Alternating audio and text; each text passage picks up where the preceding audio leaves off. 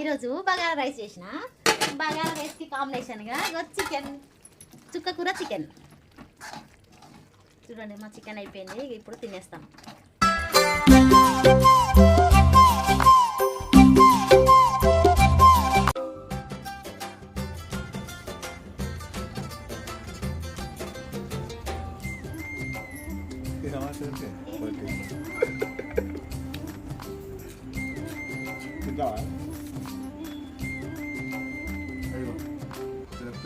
చిన్న